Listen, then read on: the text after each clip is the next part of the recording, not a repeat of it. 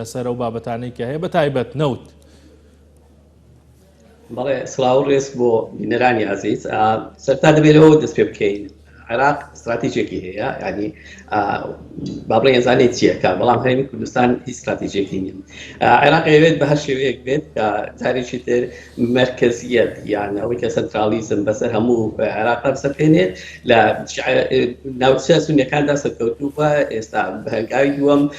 با بڵێ ناوچە جێناکۆکانی بەتەواوی دەست بەسەرداگرتووە ئێستا هەنگاوی دووەم یان هەنگاوی داهاتوو دەست بەسەراگرتنی هەرێمی کوردستانە ئەوەی کەوا یارمەتیدەرە ئەم هینە با بڵێ ئەم بەتە ناڕەشیدا یان گەندەڵی و کاریە کە ئێستا کارێ هەیە لە هەرێمی کوردستاندا با بڵێن بە ئەوە بینێت پێشاوی خۆمان کە عێراق ڕۆژانە 4 میلیۆن و نیو نەوت بەرهەم دێنێت لەو 4 میلیۆن و نیوە زیاتر لە 3 میلیۆن و نیو نەوت ئەفرۆشێت یا هەناردەی دەرەوەیەکات هەرێمی کوردستان لە مانجی جەنێوەریدا یا لە مانجی یەکدا بە ڕۆژانە نزیکەی 450,000 بەرمیل نەوتی فرۆشتووە کە ئەمە ڕێگە کاتە لە سەدا 10 هۆی نەوتی عێراق بەمانایەکی تر عێراق پێویستی بە نەوتی هەرێم نییە یعنی ئەم لە سەدادەیە شتێک ناخاتە سەر میزانی عێراق لە چاو با بڵێن 4,500 بە بەراورد لەگەڵ 4 میلیۆن و نیو هێندە بڕێکی وا زۆر نییە بەڵام ئەم لە حاڵەتێکدایە ئەزانێت کە دۆخی کوردستان بێ استراتیژی بێ بەرنامە بێ بەرچاوبوونی بێ هیچ پلانێکە بۆیە لە حاڵی حاضردا ئەتوانێت کە با بڵێن مەرج و شەرتەکانی خۆی بەسەر هەرێمی کوردستاندا بسەپێنێت ئەگەر بینە پێشاوی خۆمان لە سێ وەفدی ڕابردوودا ینی لە دوار سێ وەفدی ڕابردوو کە بۆ بەغداد هیچیان سەرۆکوەزیر ئامادە نەبووە کە کە وەفدەکە هەرێمی کوردستان ببینێت ئەوەی کە بینێتی چەند لیژنەیەکی با بڵێن دارایی پەرلەمانی عێراقەکە دوور نزیک پەیوەندی بە هەرێمی کوردستانەوە نییە ئەمە مانای چیەگەێنێ مانای باڵادەستی بەغدا یا خۆوا بینی لەوەی کە بەرامبەر هەولێر یان بەرامبەر هەرێمی کوردستان باڵادەستە بۆ شێوەیە خۆی بینێت لە ئاساسدا دکتۆر ئارام یعنی لەسەرەوە ئەمەوێ بۆستم مەسەلەی پێداویستی عێراق بەو نەوتەی هەرێمی کوردستان کە جەنابەت ڕوونت کردەوە ینی کەمە لە چاو ئەوەی کە عێراق خۆی هەیەی و عێراق مامەڵە بەنەوتەوە دەکات بەڵام ئەو پارەیە کە لەو نەوتەوە ینی بۆ هەرێمی دەنێرێت بە نسبەت هەرێمەوە یاخود جێکردنەوەی بەشە بودجەی هەرێم لە بودجەی 2021دا کەم نییە بە نسبەت هەرێمەوە گرنگە کەواتە ڕێکەوتنەکە گرنگە لەسەر نەوت بکرێت ئەمە عێراق دەتوانێت چۆن ینی مامەڵە بەمەوە بکات کە هەرێمی کوردستان تێبگەێنێت لەوەی من پێویستم پێی نییە بەڵام وەکو یارمەتیەکە بۆ هەرێمی کوردستان و دەتوانن پێکەوە ئەم گرفتانە چارەسەر بکەن عێراق دەیەوێت ئەمە بکات عێراق ناوێت ئەمە بکات عێراق ئەمەش ناکات گرفتەکە لێرەدا ئێمە وەکو گوتم لە نێوان دوو ڕژێمی گەندەڵدا ئێمە مەجبورینە ڕژێمێکی هەڵبژێرین ئێمە دوو حکوومەتی گەندەڵمانەیە یەکیشان لە بەغدا کە لە 20 هەرە گەندەڵترین ڕژێمەکانی دنیاە ئەمە یەکیشان لە هەولێرە کە لەمە گەندەڵترە لە عێراق گەندەڵترە ئەنی ئێمە لە نێوان دوو ڕژێمی گەندەڵدا مەجبور نینە کە دانەیەکیان هەڵبژێرین هەردووچیان گەندەڵن ئەمە دەبێت لە بەرچاوگرتنەوەی کە عێراق استراتیژیکی هەیە کە لێدانی دەستکەوتەکانی هەرێمی کوردستانە ئەوەی کە زەمینەشی بۆ ڕەخساندووە گەندەڵی قۆڕکاری هەردوو حیزبەکەیە لە هەرێمی کوردستاندا ئەمەی کە لە کوردستاندا ڕوو ئەدات لە ڕاستیدا گەندەڵی نییە جۆرێکە لە مافیا یان جۆرێکە لە چەتەیی جۆرێکە لە دزی گەورە کە ئەگەر نا 450,000 بەرمیل نەوت ڕۆژانە کە ئەفرۆشرێت ڕێک ئەکاتە لە سەدا 12 بودجەی عێراق ڕێک ئەوەی کە لە سەدا 12 بودجەی عێراق ئەگەر وەک هەرێمی کوردستان وەک عێراق داوایە کە لە حاڵی حاضردا گەیشتۆتەوە کۆناغی کە داوای هەموو نەوت هەموو داهاتی هەرێمی کوردستانەکە ئەگەر هەموو داهاتی هەرێمی کوردستان واتە داهاتی هەر 450,000 بەرمیل نەوتەکە بچێت بۆ بەغدا لەم حاڵەتەدا مانای وایە تۆ لە سەدا 12 بودجەی خۆت کە پێداویستەکانی خۆت دابین نەکات بە نەوتی خۆتی دابین نەکەی ئەگەر وایە بۆ نەگەڕێنەوە هەولێر بۆ لە جیاتی ئەوە ئێمە فشار لەسەر هەرێم دروست نەکەین فشار لەسەر دەسەڵاتی هەرێم دروست نەکەین کە داهاتی نەوتی هەرێم لە چوارچێوە ئەم یاسا داهاتەکان یعنی داهاتە جۆر بە جۆرەکان بە تایبەت نەوت لە هەرێمی کوردستانە لاگەر ڕێکنەکەوتنی لەگەڵ بەغدا دەتوانێت چی بکات بۆ هەرێمی کوردستان حکوومەت چکە تۆ دەزانیت یعنی نرخی نەوت بەردەوام لە بەرزبوونەوەدایە ئەم 450,000 بەرمیلەی ڕۆژانەی هەرێم یعنی ئەگەر $1 بەرز بێتەوە لە ڕۆژێکا $450,000 قازانج دەکات ڕەنگە ماگانە $15 ملیۆن بکات هەرێم دەتوانێت چۆن مامەڵە بەم داهاتانەوە بکات بۆەوەی کە ژیانی خەڵک جۆرێک لە گۆڕانکاری بەسەردا بێ و بتوانێت موچە مانگانەدا بشکات و جۆرێک لە بێمنەتیش بەرامبەر بە بەغدا کە ئەوەندە هاتوو چوون کرا و ڕێکەوتن نەکرا چۆن دەتوانێت بە بکات بەڕایەوە؟ پێشەوە شتێک دەبێت هەولێر لەوە تێبگات کە بەغدا ڕێکەوتن ناکات و لەوە شتێک گەیشتووە بەوە دیارەکە لەوە تێگەیشتووە کە بەغدا ڕێکەوتن ناکات تا ئێستا هیچ وەختێک لە ماڵی بارزانانی تێدا نەبووە یعنی کە تۆ کەسی دووەم یان ئەمەی جێگرەکانی خۆ دەنێریت بۆ بەغدا بەو مانایە کە تۆش يعني توقع يعني تاواني شيء جوري لبغدادية بويا خلكاني يعني بالا بلاسي وبلا دو بلاسي يعني بو بغداد أجل يكيك لأن دام كان نمالي بازاني سور بو بغداد بو معناه كوا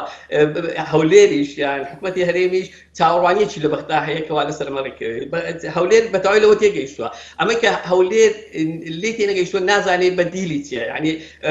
توصلت بنزازر بالميل لحالي حاصل دا عراق نوتي خوي بتلودو دولار فروشري تاواني كوا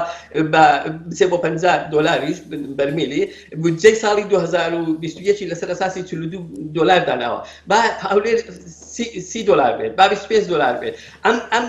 ام ريجي اجل قريتو بو خزينه حكومتي هرم من بين وايا بەشێکی زۆری ئەم موچە و باڵێن پێداویستەکانی خەڵکی کوردستان دابینەکات ئەوەی کە لەسەر کوردستانە یەک شتە زیاتر نییە تاکسازی ڕیشەی و باڵێن بنبەرکردنی گەندەڵی ئەجینا بە هیچ شێوەیەک چارەسەری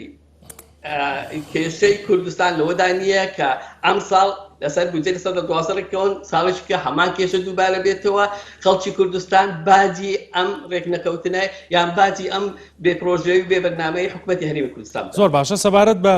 ینی لایەنە جیاوازەکانی عێراق بە تایبەت شیعە کە زۆر تونترن لە مەسەلەی ڕێککەوتن لەگەڵ هەرێمی کوردستاندا ئەمە بۆچی دەگەڕێتەوە لە ئێستادا ینی ئەمە ناگەڕێتەوە بۆەوەی کە پێشترش لە ڕێککەوتنەکانی ترا سەبارەت بە ڕادستکردنی 250,000 بەرمیلەکە هەرێم هەر نەی بردوۆتە سەر یەک بەرمیل نەوتی نەداوە بارێم و ئەوان بە جۆرێک لە جۆرەکان بە لایەنێکی سیاسی لەم بابەتە ڕوانیا لەوەی کە ناکرێت هاوڵاتیانی عێراق بێتە قوربانی بۆ هەرێمی کوردستان ئەمە چۆنە دەتوانێت سەرۆکوەزیرانی عێراق دەتوانێت چی بۆ ئەمە بکەوە چۆن گفتوگۆ بکات لەگەڵ لایەنە شیعەکاندا ئەگەر بیەوێت هەروەکو گوتم ئێمە مەجبور نین لە نێوان دوو ڕژیم یان دوو سیستەمی گەندەڵ دای پێچ هەڵبژێری هەردووچیان گەندەڵ هەردووچیان وەکو یەک تاوانیان هەیە بەرامبەر خەڵکی کوردستان عێراق بێونەوێت ئیستیلزاماتی لەسەرشانە کۆمەڵێک مەسئولیەتی لەسەرشانە بەرامبەر خەڵکی کوردستاندا حکوومەتی هەرێم هەرچیەک بێت گەندەڵە دزە هەر شتێکە ئەوە کۆمەڵی مەسئولیەت لەسەرشانی دەوڵەتی عێراقدا هەیە ڕاستە لە ئێستادا بەشێک لە بودجەی عێراق بەشێک لە بودجەی عێراق مەسەڵەن کە گوایە بە حیساب دەوێت بێت وەکو بینیمانە کە نەهاتووە بۆ هەرێمی کوردستان ئەو بۆ معنای نییە کە ئێمە با بڵێن وەکو زۆر کەسی دیعایەکە کە ئێمە با بڵێن حیسەی خەڵکی بەسرا ئەخۆین حیسەی خەڵکی نەجەف و کەربەلا ئەخۆین بە پێچەوانەوە لە 80 ساڵی ڕابردوودا داهاتی هەرێمی کوردستان بە کەرکووکیشەوە کە لە حاڵ حاضردا 450,000 بەرمیل نەوتی داهات هەیە کەرکووک ئەمانە لە ماوەی 80 ساڵی ڕابردوودا حیسەی خەڵکی کوردستان بۆ کە بەغدا خواردوێتی جگە لە استحقاقاتی هاونیشتمانی بوون و هاوڵاتی بوون کە ئێمە لەگەڵ عێراقدا هەمانە بەڵام ئەوەی کە بۆچی بەغدا لە حاڵی حاضردا ئامادە نیە دەبێت یەکشت لە پێشتا بگرین یەک عێراق خۆی حاشیەیە حاشیەی ئێرانە بە هەمان شێوە هەرێمی کوردستان سێ جار حاشیەیە حاشیەی ئێرانە حاشیەی تورکیایە حاشیەی عێراقە لەم حاشیە واتە پەراوێز بوون لە پەراوێز بووندا تۆ دەوڵەتێکی مرکزیت هەیە کە لە حاڵەتی عێراقدا ئێرانە و لە مقابلیشدا لە حاڵەتی کوردستاندا لە بەشە زەردەکەیدا تورکیا لە بەشە سەوزەکەیشدا با بڵێن ئێرانە ئەمانە دێن ئیدارەی سراعاتەکانی ناو هەرێمی کوردستانەکەن لە ئەساسدا ئێمە سراع بەتەنها لەگەڵ بەغدادا ناکەین یان بەغدا بەتەنها سراع لەگەڵ هەرێمی کوردستاندا ناکات ئێمە لە کاتدا هەم سراع لەگەڵ تورکیا داکەین هەم لەگەڵ ئێراندا هەم لەگەڵ عێراقدا بە عەقڵیەتێک بە مێنتاڵەتیەک کە ئەو ئامادەی تێدا نییە کە ئیدارەی سراعەکان بکات لە ئەساسدا عەقڵیەتی سیاسی کورد عەقڵیەتێکی دەوڵەتمەداری نییە ینی تاچی کورد یان با بڵێن سیاسیەکانی کورد ئێلیتی کوردی وەکو عەقڵیەتێکی دەوڵەتی نییە وەکو دەوڵەت بیر ناکاتەوە لە پرسە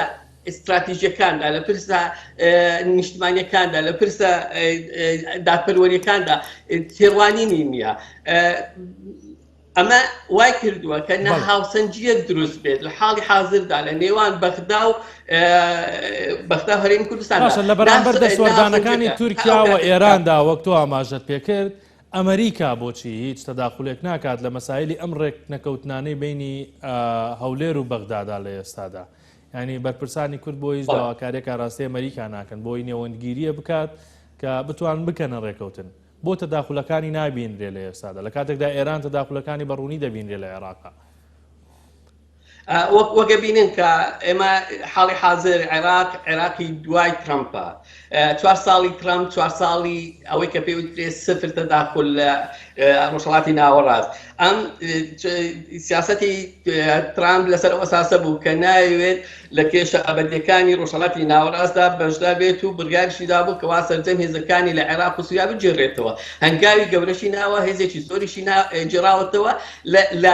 لە سەردەمی ترامپدا ساحەکە چۆڵ بۆ عێراق و تورکیا ئەمە هۆکار لە سەرچەکەیەتی بایدن هاتووە استراتیژیێکی تازەی هەیە پێی وایە لە دوا وتاریدا کە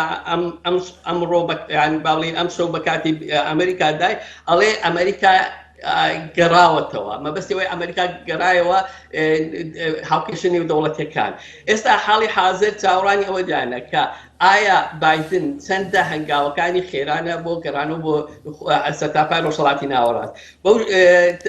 چەندە ئەتوانێت سیاسەتەکانی ترامپ ئاواژ بکاتەوە پێچەوانی بکاتەوە ئەو زیان و کوشندانەی کە ترامپ لە سیاسەتی ئەمریکا لە پاسیفکردنی وڵاتی ئەمریکا لە ڕۆژهەڵاتی ناوەڕاست دای چەند ئەتوانێت پێچەوانی بکاتەوە یان چەندە ئەو نیەتە جددیە هەیە ئێمە ئێستا ماوەڵێ لەگەڵ ئەمری واقعداکەین لەگەڵ ئەمری واقعدا حاڵی حاضر ئەمریکا وەک نیمچە غایب وایە لە غایببوونی ئەمریکادا ساحەکە بۆ ئێران و تورکیا هین بووە هەر یەک لە ئێران و تورکیا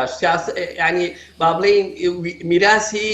سەدان ساڵەی ئیمپراتۆریان هەیە میراسی ئیمپراتۆری میراسی ئیدارەدانی حاشەیە ئێمە هەم عێراق و هەم هەرێمی کوردستان حاشیەین بۆ ئەمریکا بۆ تورکیا و ئێران ئەوان ئیدارەی سراعەتەکانە دەن لەسەرێکەوە تورکیا فشار بۆ بارزانی و هەولێر دێنێت بۆ ئەوەی حدی ممکن لە بەغدا دوورکەوێتەوە لەسەرێکیشەوە ئێران فشار بۆ عێراق دێنێت بۆ ئەوەی حدی ممکن دوورکەوێتەوە لە ڕێکەوتن لەگەڵ هەرێمدا سەرنجام خەڵکی کوردستان باجەکەیەدا زۆر باشە سەبارەت بە پاشەکشەی هەرێمی کوردستان لە بابەتە جیاوازەکانداوە لە پێگەی سیاسی لە بەنسبەت عێراقەوە دکتۆر ئارام یعنی پێشتر دەمان بینی کە هەرێمی کوردستان پێکهێنەری حکومەتەیەک لە دوایەکانی عێراق بووە لە کوردستانەوە کۆبوونەوەکان بڕێوە دەچوون ولا لە بابەتی بەوجە و ئەوانەدا باسی مادەی 140 دەکرا لەلایەن بەرپرسانی کورد و حکوومەتی کوردیەوە باسی ناوچە دابڕێنراوەکان دەکا باسی بابەتە جیاوازە سیاسیەکان دەکرا ئێستا هەمووی کورتکراوەتەوە لە بودجەدا ئەوە تا ناشگەن ڕێکەوتن تا چەند کورد لە قەزیەی خۆی بە نسبەت عێراقەوە لە هەرێمی کوردستانە پاشەکشەی کردووە و بەرەو پێشچوون بەخۆوە نابینێ پاشەکشەیەکی تاو گەورە دیارە حاڵی حاضر دۆخی کوردستان گەڕاوەتەوە بۆ ساڵی 92-93 لە سەردەمێکدا کە لە 92-93 پێش شەڕی ناوخۆ دۆخی یانستاتۆی هەرێمی کوردستان چەندە لاواز بوو لەبەرەوەی هیچ ئەوەی اعترافێکی دەولی نەبوو هیچ اعترافێکی عێراقی نەبوو لە دۆخێکی ئابووری سەختدا بوو حاڵی حاضر گەڕاوەتەوە هەمان دۆخی ئەوسا هۆکارەکەیشی ئەوەیە کە وەکو گوتم عەقڵێتی نخبەی کوردیان ئەوەی کە ناوینراوە نخبەی کوردی ئەوەی کە وا مەسیری خەڵکی کوردستانیان بەدەستەوەیە بە تایبەتی شەر دوو ماڵەکە عەقڵێتێکی دەوڵەتمەداری نییە یعنی وەکو ناتوانێت وەکو تاکێکی دەوڵەتی بیرکەنەوە لە 7 ساڵی ڕابردوودا بێ هیچ مەرجێک بێ هیچ مەرجێکی پێشینە هاتوونە دەوڵەتی عێراقیان بنیاد ناوەتەوە یەکەم دوو لیوای پێشمەرگە لیوای سوپای عێراقی هین دروستی کردەوە با بڵێین یەکێتی پارتی دروستیان کردەوە بێ مەرج بێ ئەوەی هیچ مەسئولیاتێک لە ڕابردووی 100 ساڵی تاوانەکانی دەوڵەتی عێراقی بخەنە سەر دەوڵەتی عێراق بخەنە سەر بەغدا وەکو کیانیشی دەوڵەتی وەکو قوارێکی دەوڵەتی مامەڵە لەگەڵ عێراقدا بکەن بێ هیچ شەرت و مەرجێک لە بەرامبەر هەندێک امتیازی شخصی امتیازی بنەماڵەیی هاتوونە دەوڵەتی عێراقیان دروست کردەوە ئێستا دەوڵەتی عێراقی بە جۆرێک لە جۆرەکان سەرپێکەوتووە لەسەر ئاستی ناوخۆییدا شیعەکان هەرچەندە پەرتەوازنە بەڵام باڵادەستن بەخدا بە تەواوی کۆنتترۆلی شیعەدایە سونەکان بە تەواوەتی پاسیفی بوونە پاشەکشیان کردووە ئێستا قۆناغی داهاتوو قۆناغی لێدانی ستاتۆی هەرێمی کوردستانە و وەکو گوتیشم لە ئێمە حاشیینە مرکز کە بە ئەنقەرە و ئێرانن ئیدارەی عقلیەتی و هەم ئیدارەی حکوومەتی هەرێمی کوردستان کەن هەم ئیدارەی معارزەی کوردستانەکەن باشە بابەتی ناوخۆی یعنی بابەتی ناوخۆ لە هەرێمی کوردستانە یعنی حیزبەکانی دەسەڵات ئەوەی کە ینی پێشتر پێش چەند سەردانێکی ئەمۆڤدا ینی دوای ئەوەی کە دەرکەوت ڕێککەوتن ئاسانیە لەگەڵ بەغدایە بڕیاردرا کە مەسەلەن شاندێکی سیاسی بە سەرۆکایەتی سەرۆکی هەرێم لە لایەنە پێکێنەرەکانی حکوومەتی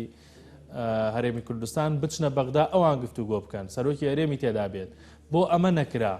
ینی زۆر جار ڕخنە لە شاندەکانی شەگیرێ لەلایەن حیزبەکانی ترەوە کە توانای بڕیاردانیان نیەوە ناتوانن باش لە بابەتەکان بکۆڵنەوە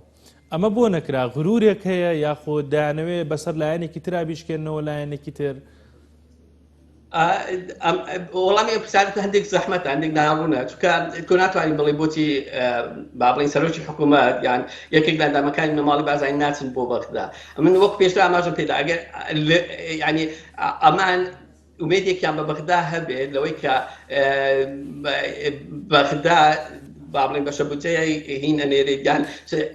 با بڵین مەرجەکانی لەو سنووردا ئەوەستێنێک کە لە ئێستا تێیدایە ڕەنگە بچن بەڵام ئەمان هەم دەستبەرداری بەغدا بوونە هەم لە کوردستانیشا پەرتەوازنە هیچ استراتیژێکیان نییە ئەوە چاوەڕوانی ئەمەش ناکرێت استراتیژێکیانە بێت باشترین شت وەکو پێشتر ئاماژەم پێدا چاکسازی ڕیشەیە لە هەرێمی کوردستاندا کە ئەمەش لە حاڵی حازردا نە دەسەڵات و نە معارەزە ئەو توانایان نییە کە ئەم چاکسازیە ڕیشەیە بسەپێنن. بەڵێ دکتۆر ئارام ڕەفعەت نووسەر و مامۆستای زانکۆ سپاس بۆی کە لە ئوسترالیاوە لەگەڵ